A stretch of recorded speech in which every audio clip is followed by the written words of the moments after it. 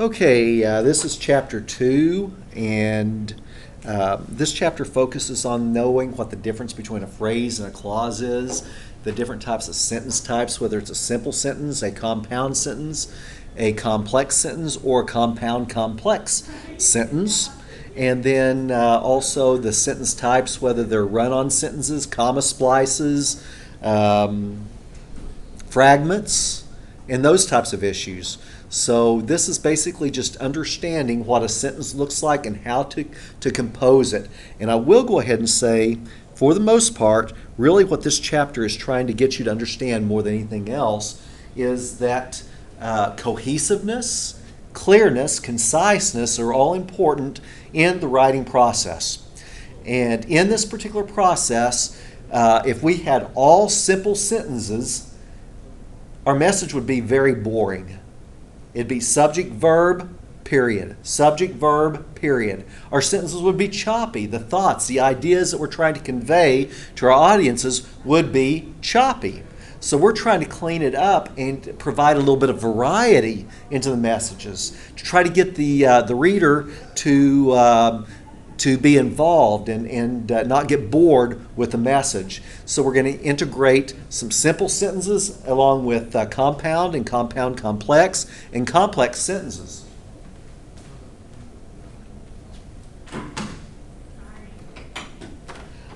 Okay, so the first part is taking a look at the pretest. Pull that up there a little bit where we can read it. And this is kind of a choppy distribution of the way that it's supposed to look. But we're going to identify the differences between a phrase, a dependent clause, and an independent clause. Now, this is kind of interesting because a phrase is really going to be pretty easy for you to identify. There's not going to be a verb in it. That's going to be the key component. And it's probably a prepositional phrase. Oh, wait a second. I think I probably fibbed just a little bit because you may have a verb phrase. May have been completed is a verb phrase. And so we'll identify verb phrases as well, which can be a phrase, but mostly the prepositional phrase, where you have a word that's connected to either a noun or pronoun that shows a connection between the preposition and the object of the preposition, which is always a noun or a pronoun, and no verb intervenes in a prepositional phrase. And then clauses. We have a clause that's dependent, meaning that it requires something else, another sentence to make it complete. And an independent clause will stand alone. It's understandable. You know exactly what it means. With a dependent clause, it generally starts with a subordinating. Remember we talked about coordinating conjunctions last class period. Your coordinating conjunctions are and, but, or, nor, for, so, and yet. They connect words or phrases or clauses. That's their purpose. A subordinating conjunction, what it does is it's usually composed immediately before a noun and a verb, and it makes the clause, even though it has a noun and verb in it, it's not complete. It's conditional.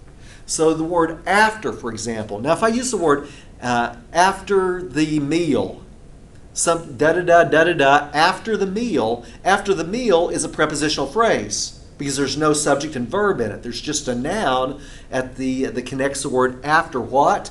Meal. Meal is the object of the preposition after. So the word after certainly can be a preposition, but it can also be a subordinating conjunction. After we have completed the exam, go online and look at the results. Okay, after we have completed.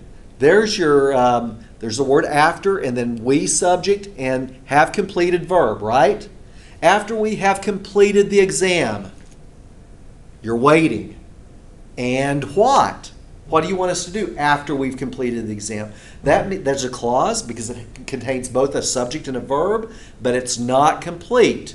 It requires something to make it complete, which is another clause that's independent. So after we have completed the exam, comma, what do you want me to do? Go online and look at your results. There's your independent clause right there. That's what conclusifies what you're supposed to do, the main idea. So anytime that you have a subordinating conjunction that precedes a noun and a verb, What you do then is you recognize I need an independent clause to complete the meaning. This is automatically going to be at least a complex sentence whenever I include a subordinating conjunction in my sentence. So it's going to be a complex sentence. We'll look at that a little bit more. But first, let's take a look at the pretest. We're going to choose phrase, clause, whether it's dependent or independent. Typo. Okay, first one is, there's 5 questions. Many, I'm going to mark on this a little bit. How do I do that? Is it going to give me that choice? Oh, yeah, it does, right up here at the top.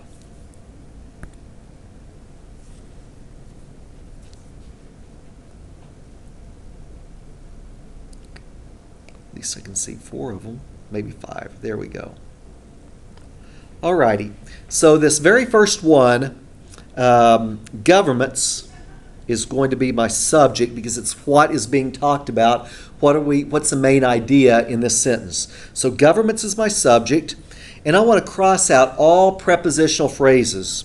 So around the world is a prepositional phrase, so I'm going to disregard my prepositional phrase. So what do governments do? They block. There's the action verb. They block access, and then here's another prepositional phrase, to online content.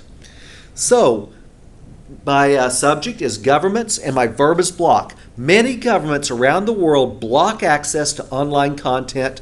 I can put a period there because that is a complete sentence. So that's considered to be an independent clause, which is letter C. Has a subject and verb, and it makes sense. It stands alone.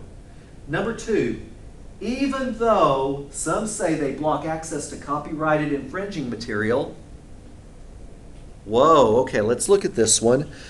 Some is a subject, say, then back to they block, subject and verb, but it's preceded by this even though. That's like an after, like a before, a when, a because, if. It's one of those types of words, and now a noun and verb comes after it. Even though some say they block access only to copyrighted infringing material, then what? So we're going to offset all dependent clauses with a comma, and then our subject and verb will be over here. So our independent clause is missing, so this is nothing more than a dependent clause, which is letter B. Okay, number 3, in the course of one day. Okay, in the course, in what? Course. So there's a preposition that shows a relationship to the noun course. And then of what? Of day. There's a preposition that shows relationship to another object of a preposition, which is a noun. So we have 2 prepositional phrases. Letter A is your correct answer on this one. Whoops. Okay, number 4. China's internet censorship is more extensive than any other country's. So censorship is your subject. Is your verb. And does it stand alone? It's kind of a statement, really. China's internet censorship is more extensive than any other country's censorship is. So that's kind of built in. It's understood. Should end with a period. And this particular sentence is a real sentence. It's an independent clause. So that's letter C.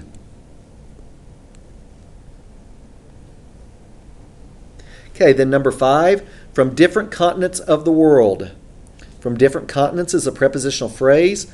Of the world is a prepositional phrase. There's no subject and verb, so letter A, a phrase, is your answer. Okay, this next one, write the correct letter after each of the following sentences, and I probably need to close that out and reopen it so I can scroll down just a little bit.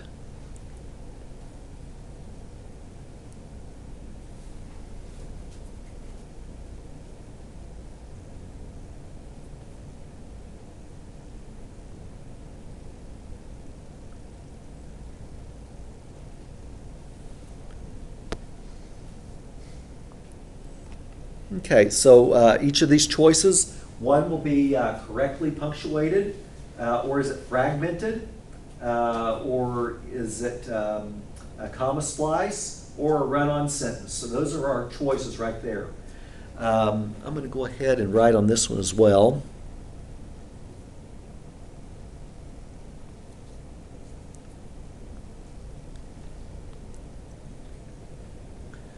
Okay, Mitchell was honored to be awarded an honorary degree.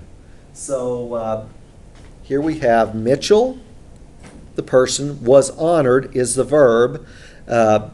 It stands alone. We know exactly what it means. It's an independent clause, so it's correctly punctuated, which is letter A. Okay, number 2. Alibaba's stock price increased this year, comma, Apple's decreased. So we show a contrast. Alibaba's stock increased, but Apple's stock decreased. The contrast, notice there's 2 clauses there. They're both independent. Price is your subject, increased, and then the other subject and verb is Apple's decreased, and there is no coordinating conjunction. If we added the word but right there, it would be fine, but there's no coordinating conjunction. So to separate 2 clauses not joined by a coordinating conjunction, and, but, or, nor, for, so, and yet, use a semicolon instead. They inadvertently used a comma. So that means it's a comma splice. So if you see a comma inappropriately used, that is called a comma splice, which is letter C. Okay, on the ground floor of our building are a cafe and a bookstore. Okay, so we have a prepositional phrase on the ground floor and then of our building, 2 of them. The subject is cafe and bookstore. This is an inverted sentence. The cafe and bookstore are. That's correctly constructed with the subject at the end of the sentence. There's 2 of them. It's not just a cafe, it's not just a bookstore. It's joined with the word and, which is not, it's a conjunction, but not a coordinating one right here. So we have 2 subjects, so we need a plural verb, which is are. A cafe and a bookstore are on the ground floor of our building. This one is correctly punctuated, even though it's inverted. So letter A is your correct answer on this one. Number 9, some employers monitor the employee's social media use. Others do not want to bother. That's a run-on, isn't it? 2 clauses, and we need something to separate it. So we're going to put a semicolon right there to separate those 2 clauses. Employers, monitors your subject verb on the left side of the semicolon. Others do want. 2 clauses need to be joined by a semicolon if a coordinating conjunction is not used or a transitional expression like the word however is not used. So that one is considered to be a run-on sentence, which is letter D. And then number 10, although many employees start at 6 a.m., comma, which explains the emptying parking lot, comma, we need a comma right there. That's just nothing more than a fragment because our real clause hasn't even started, which would be over here. So 2 dependent clauses without an independent clause means a fragment, which is letter B. Okay, any questions on the pretest? Well, let's take a look at that and see what all of that means.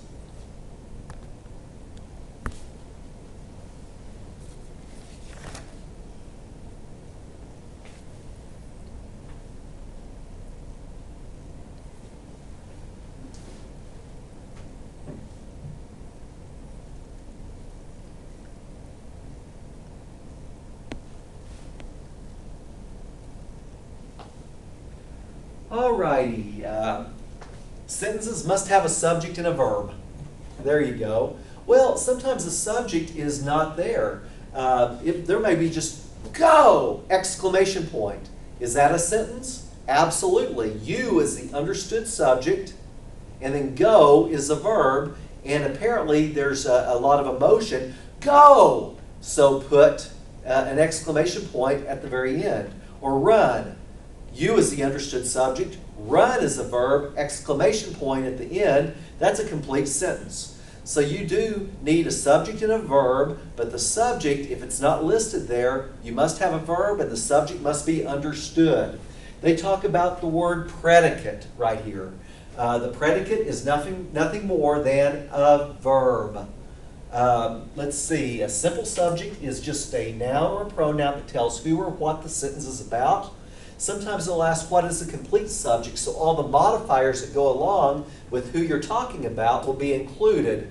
And then that would be your complete subject, and then your complete predicate or your complete verb would be your entire verb phrase associated with what the subject did.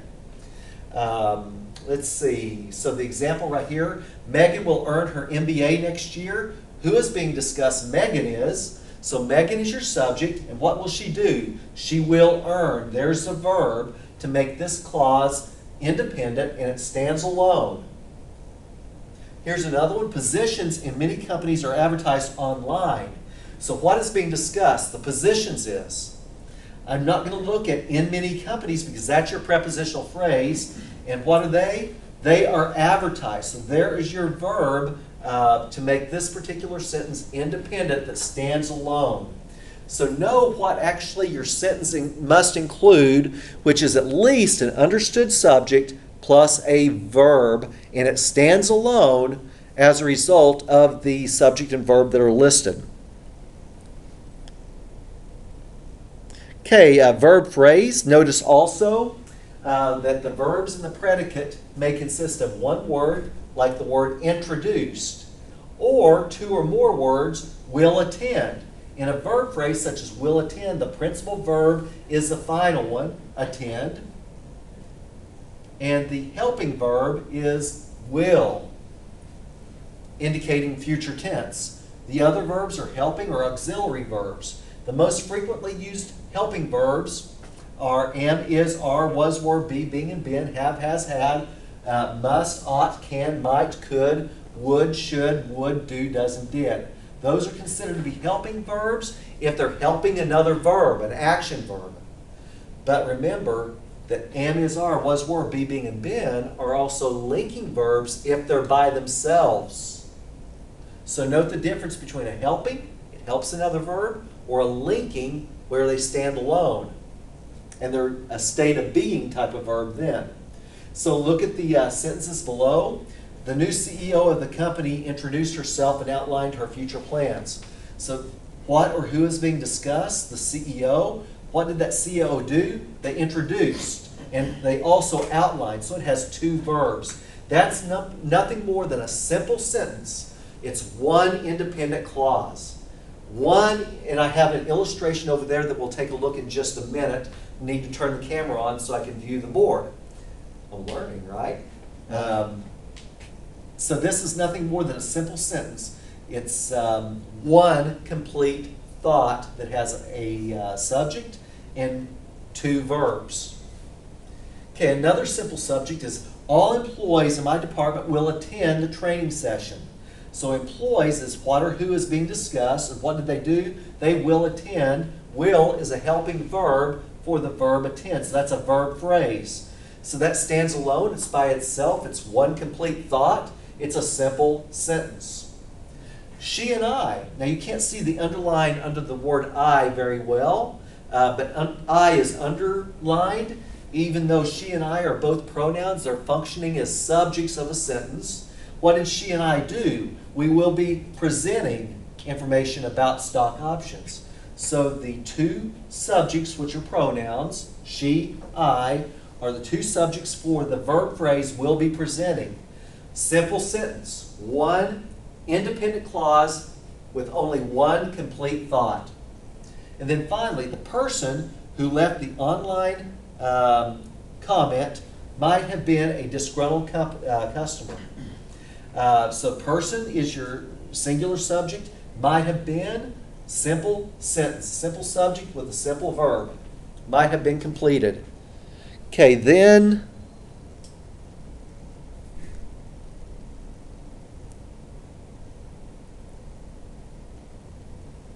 Other examples, smartphone manufacturers convinced us to upgrade our phones regularly.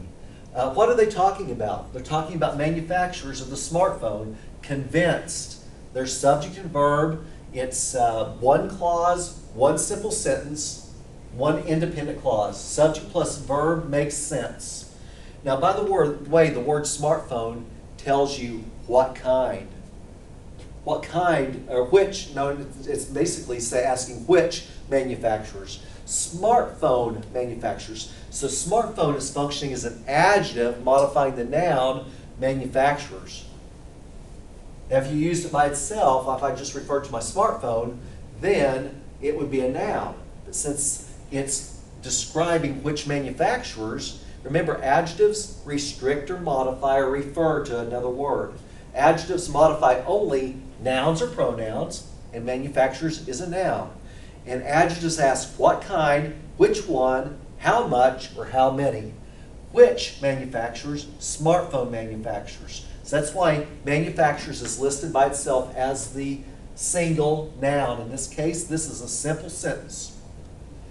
Benjamin now upgrades his smartphone whenever a new model is released. The subject plus a verb makes sense, so it's a sentence.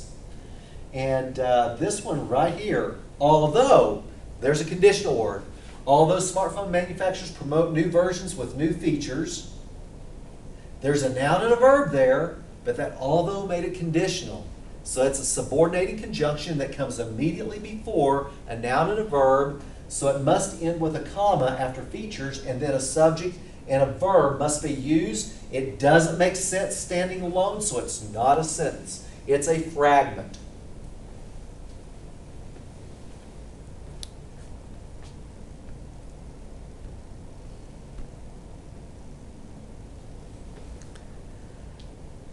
Okay, recognize phrases and clauses. We've already talked about that. A phrase will not have a verb in it unless it's a verb phrase. Then it will have a verb in it along with a helping verb probably.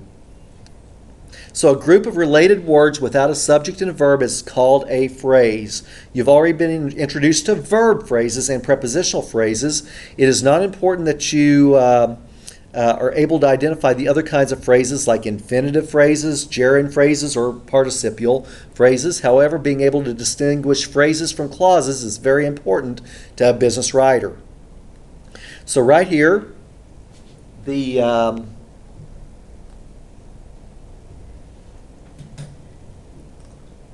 conference attendees were coming from different parts of the country. So the subject is attendees, and what they were doing is were coming. Okay, then from different parts is a prepositional phrase, and then of the country is a prepositional phrase. So we're not going to pay attention to our prepositional phrases, but there's our subject and verb. It's nothing more than a simple sentence with a verb phrase and two prepositional phrases. A clause, on the other hand, has a subject and verb in it, or at least one that's understood. Okay, so we considered 4 locations, comma, and we decided to choose the downtown one. So we have 2 complete thoughts, making it a compound sentence. So here's subject verb. We considered 4 locations, and we use this comma here because we have a coordinated conjunction, and now another subject and verb. We decided to choose the downtown one. 2 independent clauses joined by a coordinated conjunction makes it a compound sentence. Same thing here. Sonia is interested in a job in finance, comma, but she wants to travel also. So 2 independent clauses joined by a coordinated conjunction makes it a compound sentence. 2 complete thoughts joined by a coordinating conjunction. Now we have a complex sentence. When you have a dependent clause along with an independent clause, it automatically, at least at the minimum, becomes a complex sentence. So there's the conditional word, when employees need help. This is a way that you can always determine if it's dependent. Does your subject and verb stand alone when you reach a pause? When employees need help, what? I need more information there. So when is conditional, and so that employees need, that noun and verb does not stand alone by itself. It needs something else. Since it's introductory, I'm going to offset with a comma and call that a dependent clause. Now I need an independent clause to complete it. Alex solves their technology problems. This Alex solves is your subject and verb, and if I said that alone, Alex solves their technology problems. Now certainly I don't know who there is if that stands alone, so I'd have to have that defined. Now whenever you put it together with another clause, there clearly refers to the employees. So there's your independent clause that refers and completes the meaning of the dependent clause. Anytime you have at least a dependent clause plus an independent clause, you know it must be, at a minimum, complex. So we've already looked at simple, compound, and complex in a roundabout way. We're going to look at it a little bit more carefully. And by the way, right here's a good area of words for you to highlight. Whenever you have subject and verbs that are introduced with the words if, when, because, as, before, after,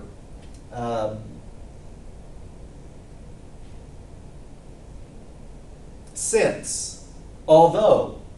There's probably 30 words that present something that's conditional. When you have one of those words before a noun and a verb, you know it's likely going to be dependent, which at least makes it at a minimum a complex sentence.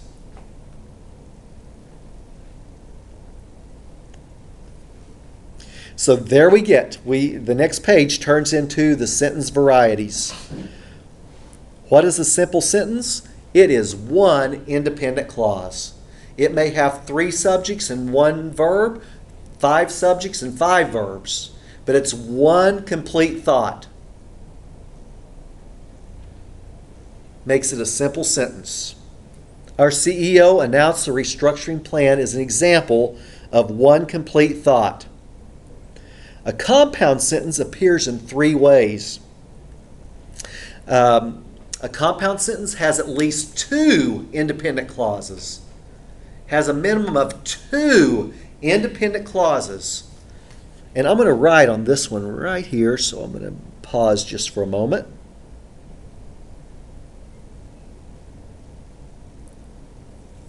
And this is where the difference is being made, right there. Okay. Notice I have 2 independent clauses. The project was challenging, and we were happy with the results. Project was challenging, we were happy with the results. Project was challenging, however, we were happy with the results. Let's look carefully at that particular example. Okay. 2 independent clauses joined by a coordinating conjunction and, but, or, nor, for, so, and yet. 2 complete thoughts joined by coordinating conjunction makes it compound.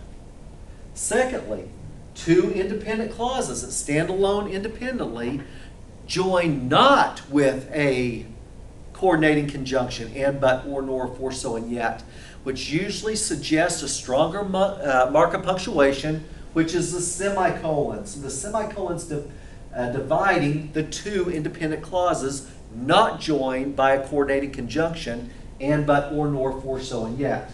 And then finally, 2 independent clauses joined with a transitional expression is one word that they use to describe the word however, but the technical word is a conjunctive adverb. Conjunctive adverb divides 2 independent clauses, and whenever you place a conjunctive adverb in there, you'll place a semicolon before the conjunctive adverb and a comma after the conjunctive adverb. That makes a compound sentence. Other conjunctive adverbs, therefore, however, on the other hand, can be used as a conjunctive adverb if it divides 2 independent clauses.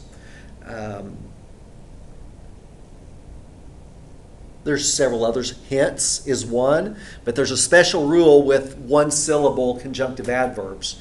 You don't include the comma. after the word.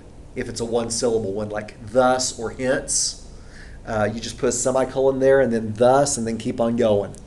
So that's with a one-syllable conjunctive adverb. Now I'm going to do something that's kind of weird right here. Let's see if I can write this in here.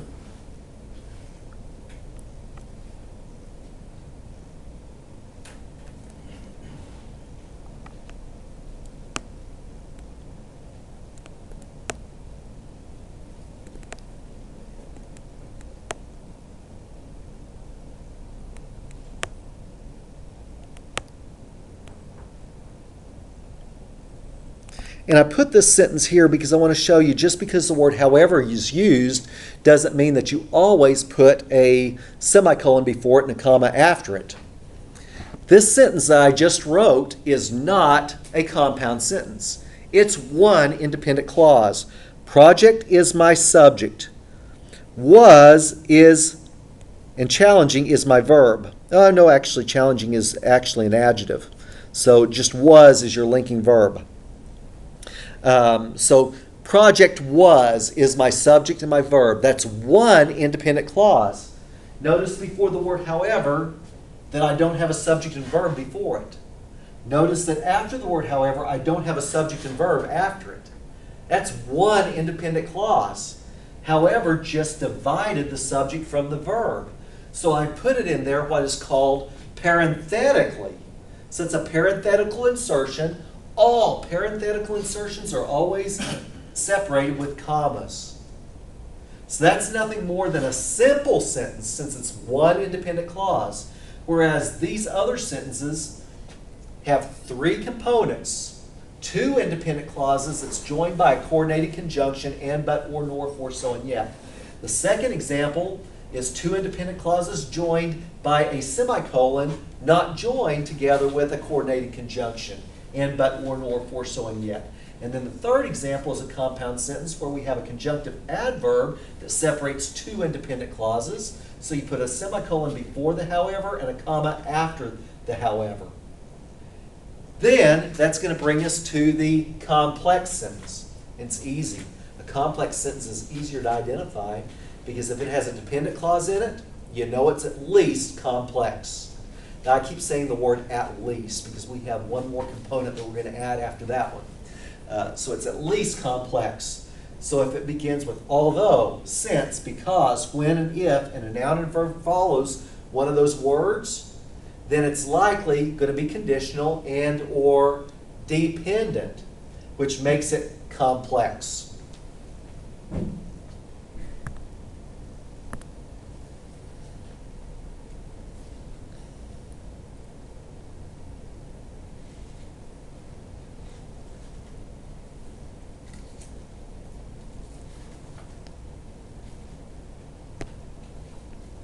So, here we have the word when and then a noun and verb. When we finish the team project, there's a natural pause right there, and it has a noun and a verb, but it's dependent upon something else.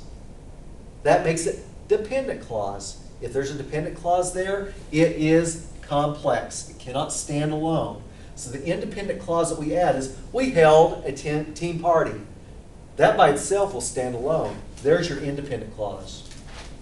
Now look what happens. Notice we divided the introductory dependent clause from the independent clause with a comma.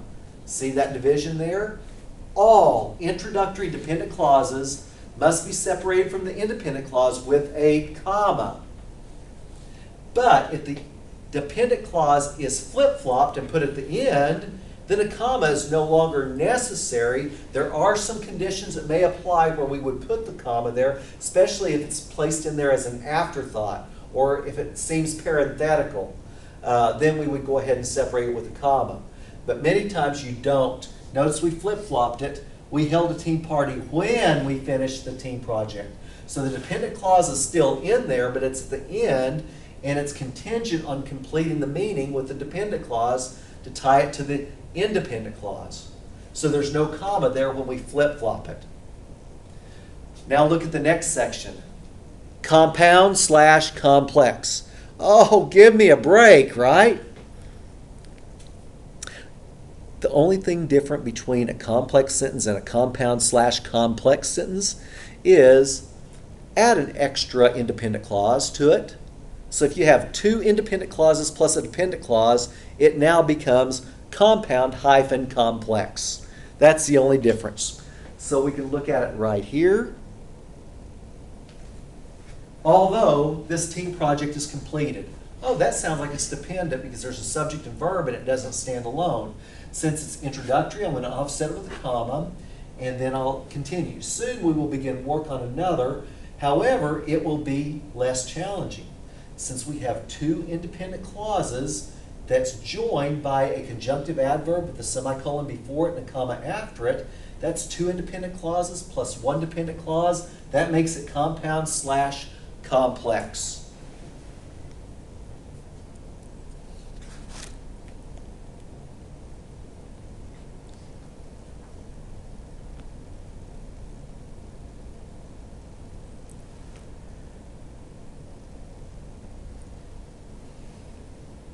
Okay, how do our sentences sometimes designed? It's easier for us, the reader, to recognize the subject before the verb. But there are some varieties that change that around just a little bit. And so we have subject and verb, and that's the most common. We agree. Everyone is surprised. He should have listened, or employees are being informed. Subject and verb organization. Okay, then there is another pattern, and we do need to talk about the differences here. You have a subject, action verb, direct object. A subject, action verb, and the key word is action verb, because if it's not an action verb, then that's not a direct object. So it has to be an action verb to get a direct or an indirect object. Okay, so you have the subject and then a verb and then ask the question what or who, and the answer to that question will be your direct object if indeed it follows an action verb. So Brianna noticed. What did she notice? Or who did she notice? She noticed error. So error is a direct object, and that means it receives the action from the verb notice. Notice what? Error. Number two, he and a colleague, two subjects right there, what did they do? They interviewed. They interviewed what or who? Well, who is the answer? They interviewed expert. So expert is a direct object because it follows the action verb interviewed. Thirdly, the stockbroker, what did he or she do? Provided. Provided what or who? Provided figures. So figures is a direct object because it receives the action of the action verb provided. Now sometimes you have an indirect object in there. How do you define an indirect object? Very similar to the previous. This provider promised what? Service. So service is a direct object because it receives the action from the verb what they promised. Promised what? Service. To what or to who? The customers. So that would be the indirect object. The technician gave what?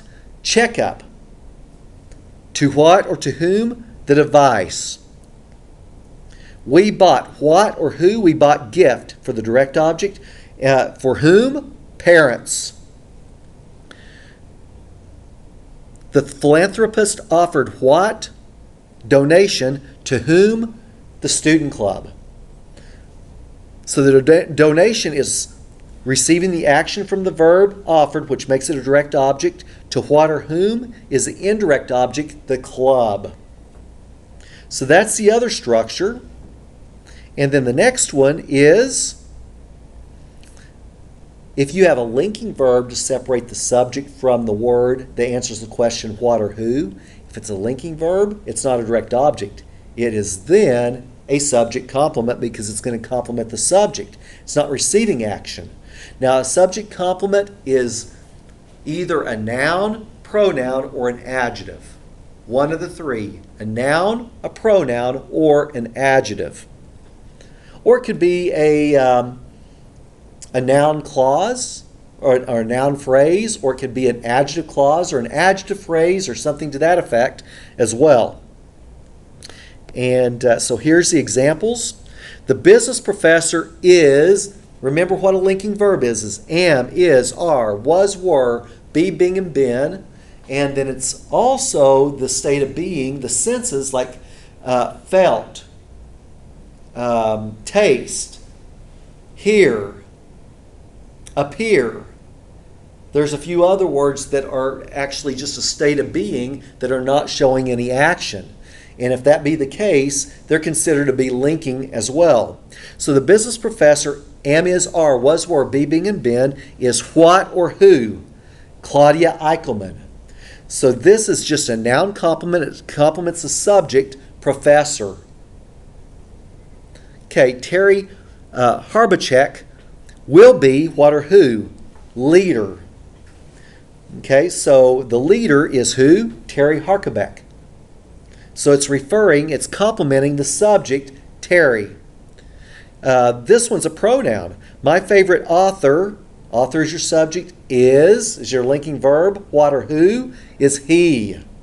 So he is a pronoun that complements the subject, the author. He is my favorite author. But it's a pronoun in this particular case, so they call it a pronoun complement. But if you refer it to a subject complement, you'll be good.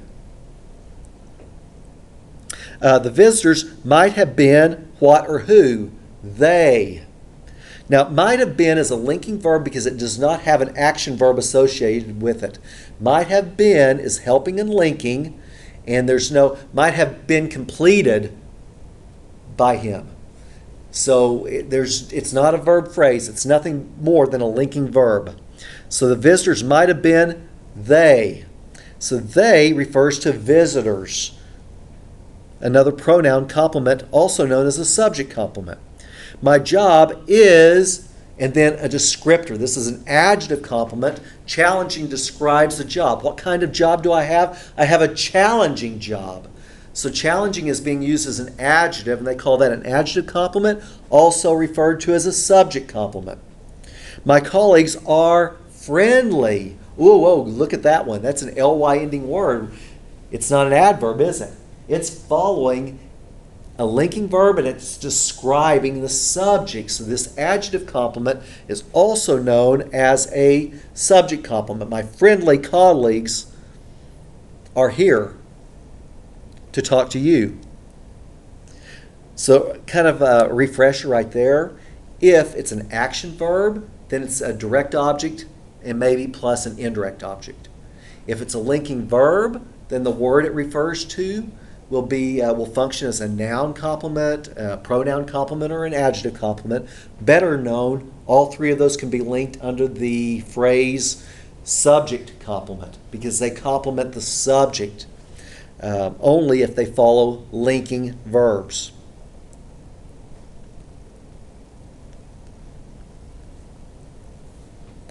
And then I don't prefer this one. Business readers, people reading someone else's writing, when you invert the sentences, it becomes a little bit awkward. So probably not one of the more preferred ways to do that unless you begin a sentence with the words there, here, or it. But I don't recommend it either. Why? Because anytime that you begin with there or it or here, it forces your subject elsewhere and it sometimes elongates your sentence and makes it wordy. So it's not the best writing to do, but it's still considered legal, but not the best format for writing. In business communication, any sentence that begins with it or there will have several points taken off. So we're not going to encourage it or there as subjects of sentences, but it's really not in the first place. So in these inverted orders, Kanika is overseeing the new project. So is overseeing is your verb, is overseeing what? The project for the direct object. It's in inverted order. The team was working hard. The marketing team was working the hardest is a way that you can change this one. So it's completely inverted. Whenever you ask a question, Then it naturally becomes inverted. What is his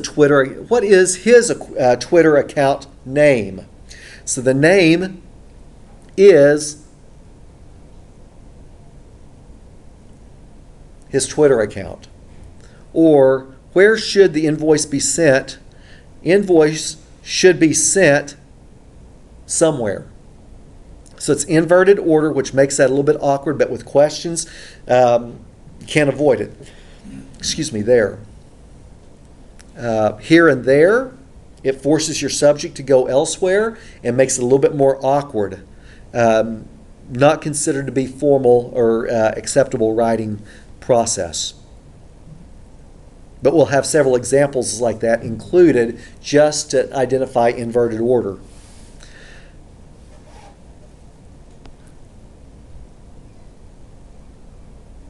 Okay, before I go any further, I want to take a look at the board. And in order to do that, I believe I need to convert over here to a camera.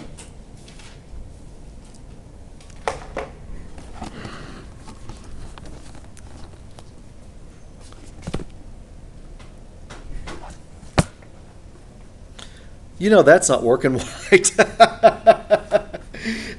Reverse video. Look at all my words. Can y'all see that a little bit? There's a simple sentence. Okay, this is not going to work as well as I thought it was going to work here. See, y'all are smarter than I. Okay. Up top. To the left? Or is it in the center? Where it says camera up top? Okay, right there. Yeah. Okay, how about that? There's your simple sentence right there. Now I'd like to go over to the board. Boy, this works really well. Simple sentence is subject, verb, subject or subject and then a verb, or subject and subject and then verb, verb. Those are all examples of a simple sentence. No punctuations included, unless you had a parenthetical element added to it like we did with the word however earlier, where we said the project, however, was challenging, and that word however was inserted parenthetically, so we did offset it with commas. Then the compound sentence has three components to it. It's two independent clauses, and those two independent clauses may be joined with a coordinating conjunction like and, but, or, nor, for, so, and yet. Therefore, you'd place a comma to separate the two independent clauses before the coordinating conjunction. The other example, you could have multiple subjects. Whoops.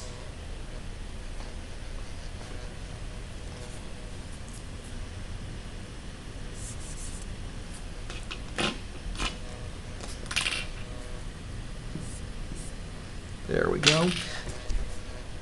We have multiple subjects and a verb, and then a coordinating conjunction, and then another independent clauses. So there's a couple of examples there with two independent clauses being joined by a coordinating conjunction. The second way to form a compound sentence is eliminate the coordinating conjunction and use a stronger mark of punctuation, such as a semicolon, to divide the two clauses. Or the third way is to add a conjunctive adverb like the word however or therefore to separate two independent clauses. And then, if it's a two-syllable or more, add a semicolon before the conjunctive adverb and a comma after it. On the other hand, if it's the word thus, a one-syllable conjunctive adverb, just use a semicolon with no comma. And then a complex sentence, add a dependent clause, and if it's introductory, separate it with a comma and then put your independent clause after it. Or you could reverse it and have your independent clause at the beginning and your dependent clause at the end with no punctuation marks. And that's an example of your complex sentence. Okay. Won't do that again. That was harder to do. I wanted to be at the board writing. Let's see. Okay, back to our statements. A statement is pretty easy to recognize. It ends with a period. It just makes a general contention, tells you something specific. It's just a statement. Laws require truth in advertising. Nothing more than a statement, ends with a period. That's a simple sentence. Manufacturers must provide warning labels. Nothing more than a simple sentence. It just tells you something that's factual. That's just a statement. What's the difference between a statement and a sentence? It is a statement is a sentence. So No difference. No, a statement is a sentence. It ends with a period.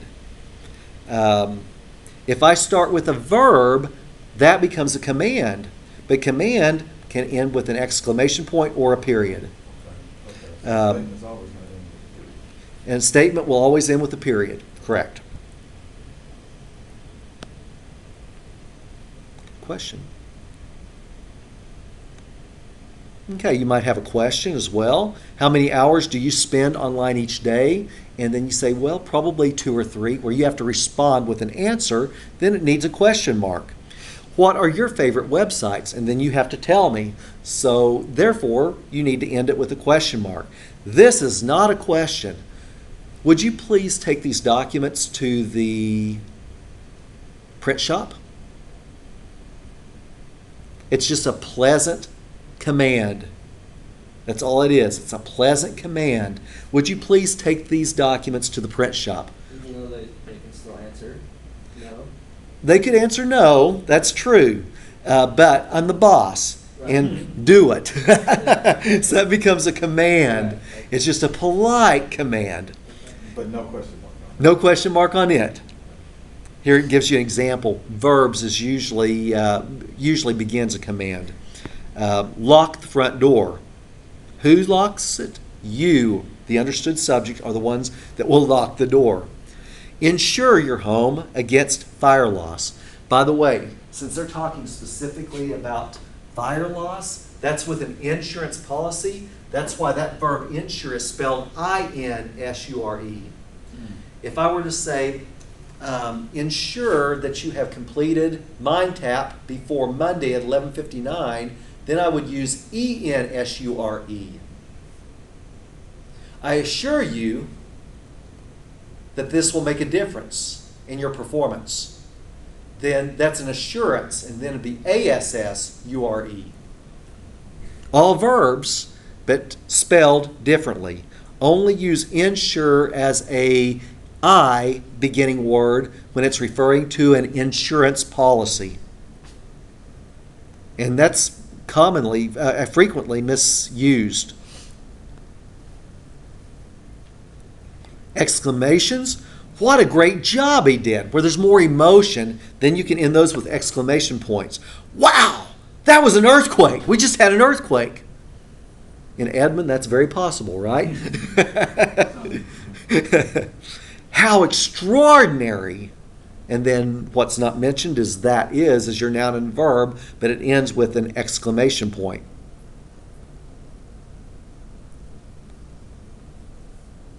Okay, here are some sentence faults.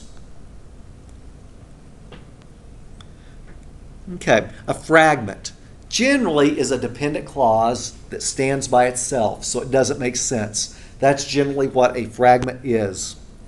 It starts with a conditional word like because, and then a noun and verb, and then there's nothing to complete it. Because Zara controls every link of its supply chain, period. That is why it has become one of the world's biggest clothing retailers. Without that comma there to offset the dependent clause, it doesn't have a sentence verb. It doesn't stand alone. It's a fragment. So we could just add the comma there. Because Zara controls every link of its supply chain, comma, it has become one of the world's, it referring to the supply chain, one of the biggest clothing retailers. Join the fragment. Join the clause, the dependent clause to an independent clause to make it a complete sentence. Could you have taken off the because and left it like that? Absolutely. Get rid of the word because. Zara controls every link of the supply chain. And then with the word that, I would probably put a dash, 2 hyphens, say that is why it's become one of the world's biggest chains, in order to emphasize it.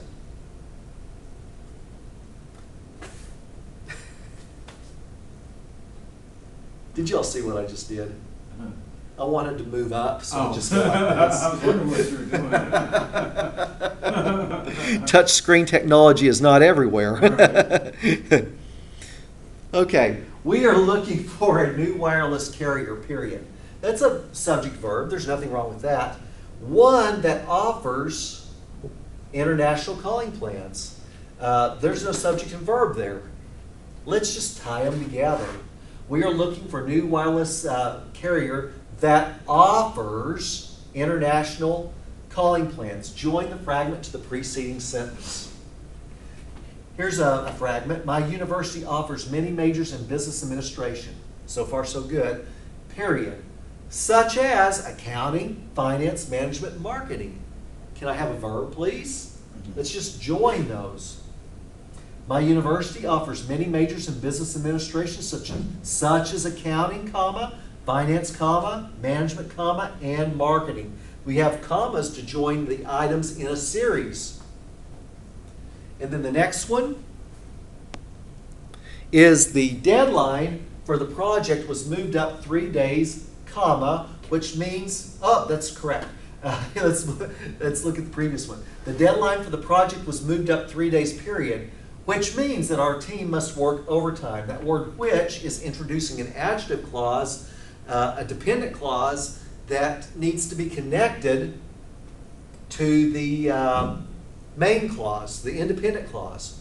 And by the way, whenever you use which as an adjective clause, always put a comma before it. If you don't want to put a comma before it, change the word which to that. And then you can get rid of your comma.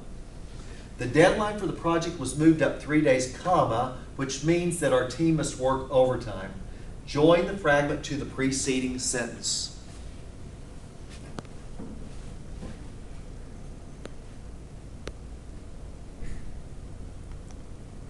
Okay, the next one is a comma splice. The key component here is if you see a comma that's inappropriately positioned, you must see that comma. If that comma shouldn't be there, it's called a comma splice. GoPro went public in 2014, comma. HubSpot started selling its stock soon afterward. Remember what we talked about in a compound sentence? Use a comma to join 2 independent clauses with a coordinating conjunction, and, but, or, nor, for, so, and yet. There's no coordinating conjunction there, is there? So it's showing a contrast. So use a semicolon instead. So if I put a semicolon,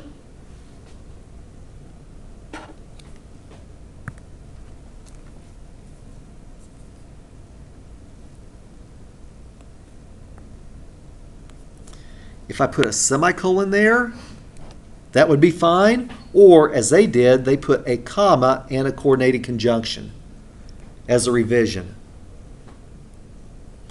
One more thing I could do is I could also say, after 2014, put semicolon. Therefore, comma, HubSpot started selling it soon thereafter. And then that would be workable as well. Okay, let us help you find out what you are worth. Visit us at salary.com. So that comma right there is inappropriately used. We basically just need to end it in the sentence. Get rid of that comma. Since that comma is there inappropriately, change that comma to a period and make it 2 sentences.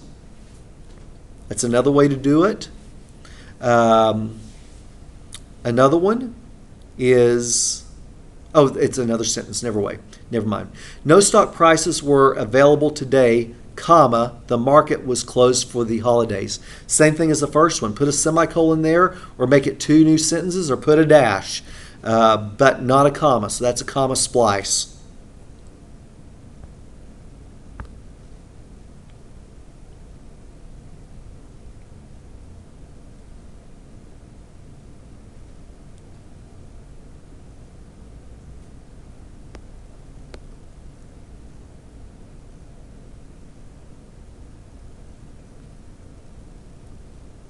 Okay, a run-on sentence. We need some punctuation, and it doesn't have any. So now it's a run-on sentence.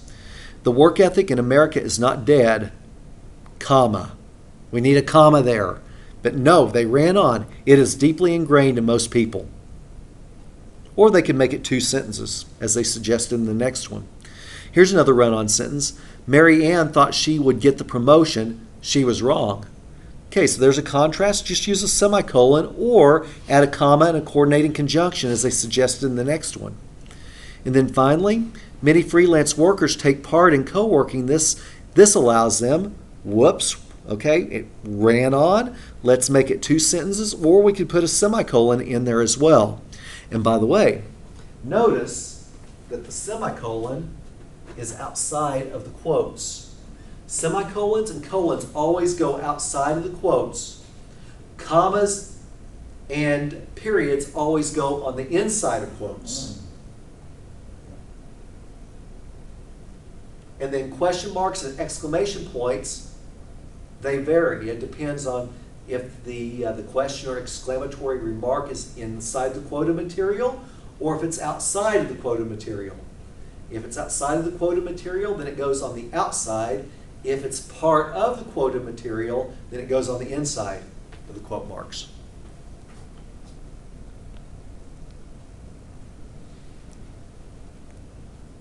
Okay, FAQs. Maybe I missed it.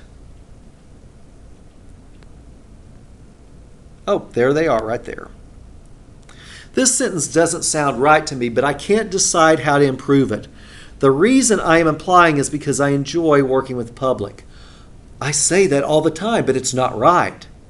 You should never say the reason is because. Okay, let's look at the structure of that. They show it here. The reason is because. Never. Only nouns and adjectives may act as complements following linking verbs. So the reason is the subject is. So I need a noun clause or an adjective clause to follow, not an adverbial clause. So it's better to say the reason is that. The reason I am applying is that I enjoy working with the public. That's hard to say, isn't it? I'm so accustomed to saying the reason is because. It's natural. To put the word that there does not sound natural, but it's correct. To kind of get around that, since it doesn't seem natural for you to say it that way, you could say, change it all together. I am applying because I enjoy working with the public. So you kind of get around it all together there and just make that a dependent clause at the end. Okay, the next one. Is there a difference between the words moral and morale, or can they be used interchangeably? No, they cannot be used interchangeably. Moral would be the moral of this story, M-O-R-A-L. But the employee morale seems to be declining in our office environment because of the hostility. Morale, the happiness factor within a climate, M-O-R-A-L-E. Which word is correct in this sentence? The officer sided with a C, with an S-I-T, or an S-I-G-H-T, me for speeding. Well, the officer sided, C-I-T-E-D, would be the correct answer because it's as a summons. Use the word C-I-T if it means a summons or if it means a citation, like a works cited citation in a bibliography. Use the word cited, S-I-T-E, to refer to a location. The job site is dangerous, S-I-T-E.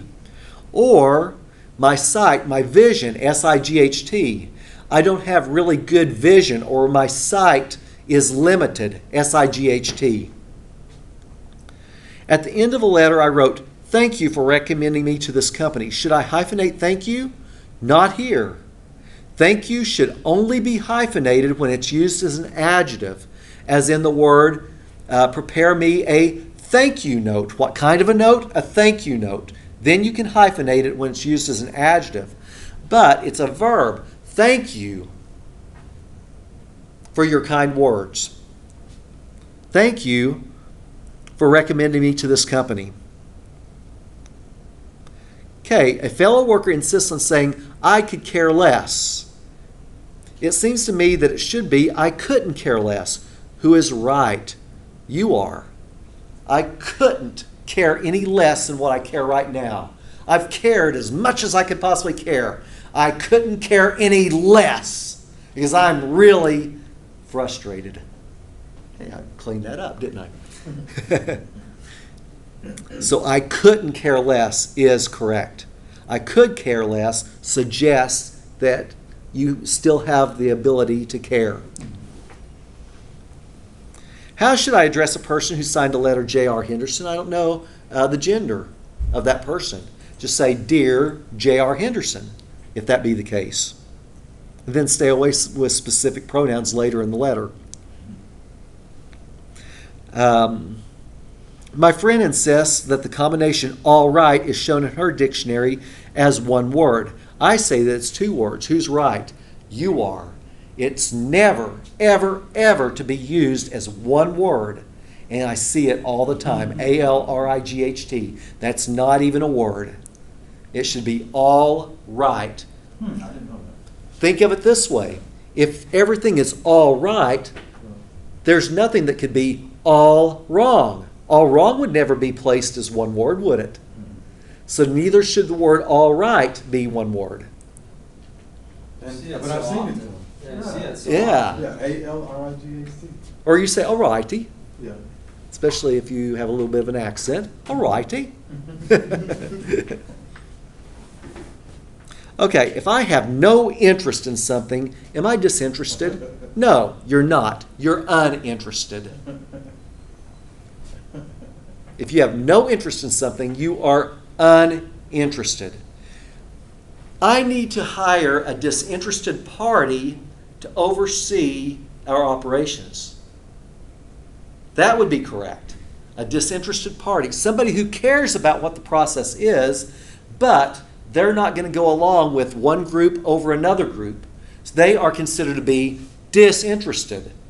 A judge in a courtroom setting is supposed to be a disinterested judge, one that doesn't care if it's innocent or guilty, but just renders a verdict. That's a disinterested party. We're supposed to be disinterested as jury members. Unbiased. Dis means unbiased. That's used wrong a lot too. Absolutely, more often than not. I've always spelled a lot as one word. Is that acceptable? Only if you add one more L to it and use it as a verb. I will allot you your inheritance. A-L-L-O-T. But I have a lot of money, two words. A space L-O-T. Well, that was a lie.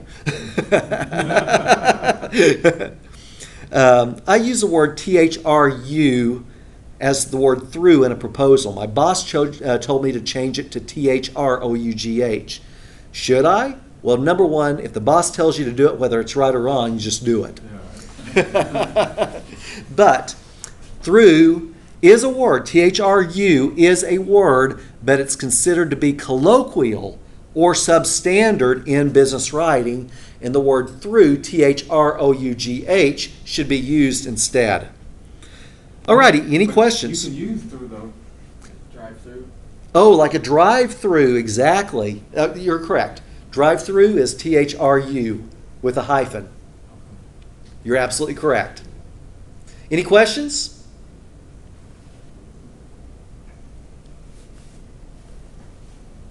This concludes Chapter 2.